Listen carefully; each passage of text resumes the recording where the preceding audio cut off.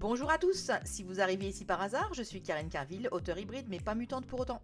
Ici je partage mon expérience de l'écriture de façon professionnelle mais sans me prendre au sérieux. Astuces d'écriture, humour d'écrivain, attention parfois ça pique un peu. Bonne humeur et défi déjanté, si cette chaîne est encore petite on s'y amuse bien. Pour les habitués, n'oubliez pas de vous abonner pour ne louper aucune des prochaines vidéos. Allez, bisous bye.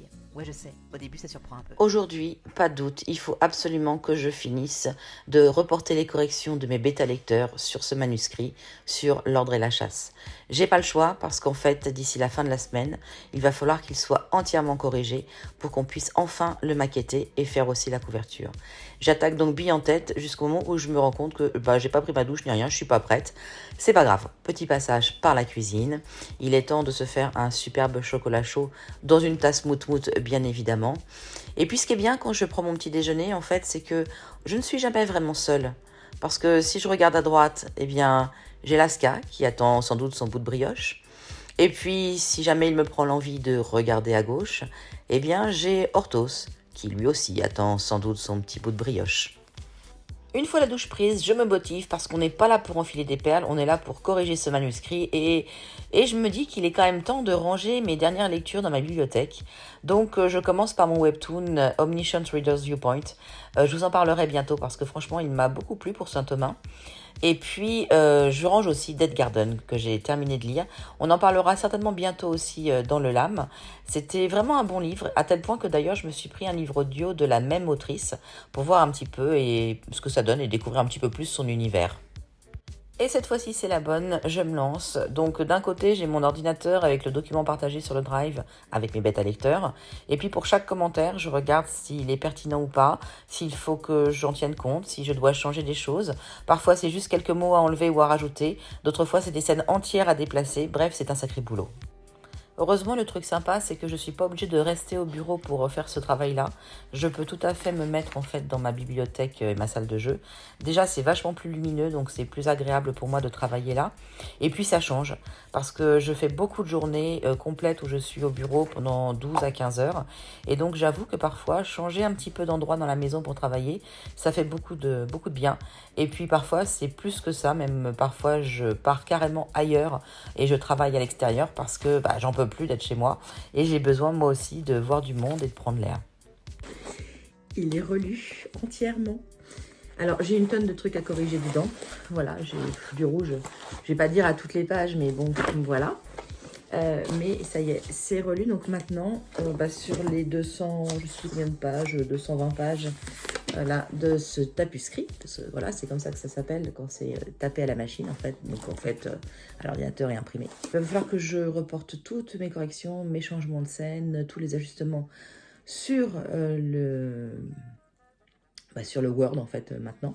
Et puis ensuite, une fois que ça sera fait, je vais devoir repasser tout une fois sous Antidote, faire les dernières corrections de répétition et normalement ce que j'espère c'est que d'ici la fin de la semaine c'est fait, c'est plié et je suis enfin tranquille et je passe à un autre projet la semaine prochaine.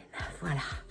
Donc let's go. Voilà, on est reparti. Il est 10h30. Il est 10h30. La question se pose de par quoi je continue. Alors en fait, je continue par un petit shooting photo parce que mon fils est présent et que j'ai besoin de photos pour mettre sur mon Instagram. Généralement, on fait ça d'un coup, c'est-à-dire que je note les photos dont j'ai besoin et puis il les prend toutes d'un coup. Il est évident qu'après ça, je me remets sur mon planning éditorial parce qu'il est temps pour moi de programmer quelques posts Instagram. Ça me prend un petit peu de temps, mais après, c'est vraiment une charge mentale qui s'enlève parce que je sais qu'après, ça roule tout seul et c'est très très agréable de se dire que je n'ai plus besoin de penser à ça.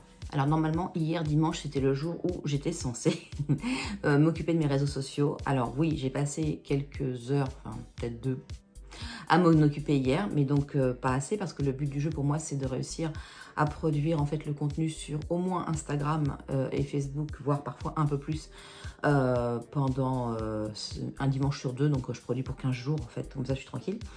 Puis en fait, voilà, hier il faisait beau, on a fait autre chose, on est sorti, j'ai fait du jardinage. Et du coup, je suis un petit peu en labour, à tel point que je n'ai absolument rien programmé sur Instagram, ne serait-ce que pour ce matin. Donc là, je vais prendre certainement une petite heure pour réussir à boucler ce que j'ai préparé hier. Parce que vraiment, tout est écrit, il faut juste que je mette sur sur des carousels, donc sur des images en fait, ce que je compte mettre sur les réseaux sur ces 15 prochains jours. Donc je vais tenter de faire ça ce matin en une petite heure.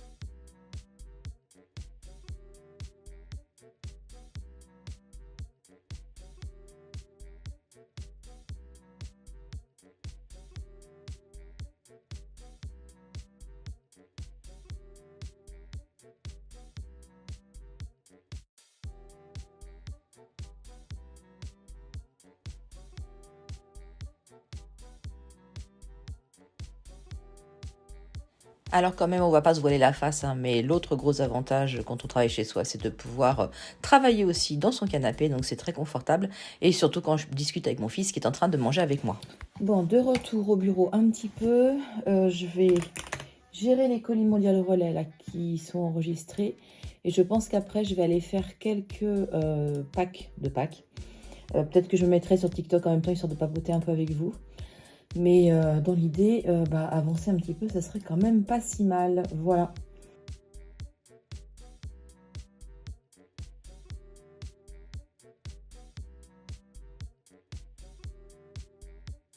Alors, je prépare quelques packs de Pâques, non pas avec vous sur TikTok, mais voilà, toute seule pour gagner un petit peu de temps. Et puis, j'avais besoin de redécouper effectivement le texte qu'Aline avait fait, donc je le fais là vite fait. J'en profite, tiens, pour vous montrer les jolis badges qu'on a mis dans les packs de Pâques. Moi, franchement, j'adore. Je suis une fan des badges, j'en mets sur mon sac, c'est terrible. Et puis, les petits porte-clés Mout et Raton de l'espace, bien évidemment, qu'on a fait aussi et que je surkiffe. Franchement, je trouve qu'il y a des gens extraordinaires sur Instagram, entre autres, qui font des trucs au crochet de dingue. Et puis je vous ai montré aussi le chocolat. Alors le mien, il y a la nouvelle à l'intérieur, et puis il y a le chocolat raton laveur d'Aline. Franchement, ça aussi, je kiffe. Et je suis super contente de voir que vous avez vous aussi aimé les packs de Pâques. Et voilà, ça fait du boulot de préparation, mais c'est toujours un vrai plaisir parce que la boutique tourne. Et c'est la première fois que je faisais aussi un partenariat avec une autre auteure. Et franchement, ça s'est super bien passé et je suis absolument ravie.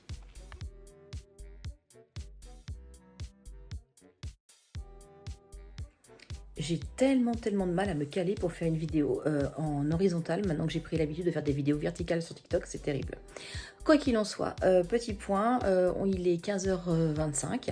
Je suis en train là d'attaquer le boulot sur ma formation. J'ai bien bossé déjà aujourd'hui, donc là je vais me mettre pendant au moins 2 heures, je pense, sur cette formation plan V2 que je suis en train de remanier. Et c'est plutôt cool. Et puis j'avais aussi une petite pensée en me disant, du coup cette semaine je ne stream pas, je ne serai pas sur Twitch, je ne serai pas beaucoup sur TikTok non plus. Mes publications Instagram sont à peu près programmées, donc ça devrait le faire.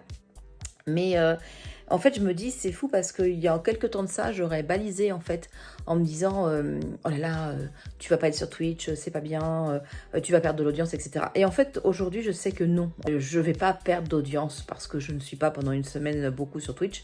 Je vais quand même y être mercredi pour notre club de lecture, le LAM, parce que ça, c'est un incontournable. Mais je crois qu'il faut faire la part des choses quand on est créateur de contenu et ne pas s'angoisser si jamais on disparaît un petit peu des réseaux pendant quelques jours ou une semaine ou deux. Déjà parce qu'on a le droit de se reposer, d'être malade ou de prendre des vacances, ne serait-ce que ça. Et puis surtout parce que l'audience ne va pas nous quitter comme ça d'un claquement de doigts. Alors après on parle d'algorithme, etc. Mais un algorithme, ça se retravaille et ça se rattrape, il n'y a pas de souci.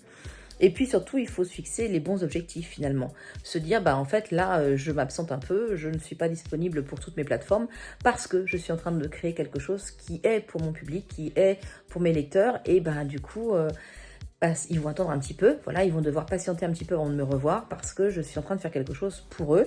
Ou pour les auteurs, puisque je suis aussi coach, donc du coup forcément je travaille pour les auteurs. Et je pense que c'est important aussi de se dire, pour créer du contenu de qualité, pour créer des prestations de qualité, il faut parfois s'accorder le fait de ne pas être partout là où on aimerait être et de prendre du temps pour faire les choses calmement, de façon concentrée et de faire les choses bien en fait. Voilà. Et sur ces petites paroles, je retourne travailler. Allez, 7h, petit retour de balade. J'ai pas filmé pendant la balade. J'ai passé ma balade à papoter avec mon mari, donc du coup j'ai totalement oublié de filmer. Mais ça a fait, je pense, beaucoup de bien au moral de Laska de sortir un petit peu, et puis au mien aussi, parce que ras-le-bol d'être enfermé. Juste avant ça, je suis allée à Mondial Relais, donc tous les colis qui étaient prêts sont partis. Là, je me mets à préparer les commandes pour ce soir, parce que ce soir, c'est TikTok. Donc, on va se retrouver en live à partir de 20h, 20h30, je pense. Donc, go, on perd pas de temps, on prépare vos commandes, et puis on fait tout ça ce soir. Alors, petit avis pour tous ceux qui n'ont jamais participé à un live TikTok. Premièrement, mais qu'est-ce que vous attendez pour nous rejoindre? Parce que c'est vachement sympa. Alors là, voilà, le cadrage n'est pas terrible, hein, parce que TikTok, ce sont des vidéos verticales. Donc, je suis obligée de découper ma vidéo pour vous montrer des petits bouts. Mais comme vous le voyez, le côté sympa, c'est que je fais vos commandes en live, vos dédicaces, on papote. Vous pouvez me poser toutes les questions que vous voulez. Et puis, ce qui est sympa, c'est que ça permet de mieux se connaître. Donc, j'ai l'impression de connaître un petit peu certains d'entre vous. Et puis, d'échanger sur des choses un petit peu plus personnel et franchement ça fait plaisir et c'est trop bien. Alors les petits confettis, c'est quand voilà, vous me faites des petits cadeaux en live et parce que vous êtes absolument adorables en fait et franchement vous êtes une communauté en or et ça fait super plaisir. Et donc voilà, en live, les dédicaces, le marque-page, et puis bien sûr, je vais emballer tout ça. Et puis j'ai eu la chance parce que hier soir, mon fils, quand il est rentré, il était 22h, et il m'a aidé à finir les dernières commandes et à les emballer. J'ai un fils en or aussi. Et je termine le vlog avec un bisou, bye!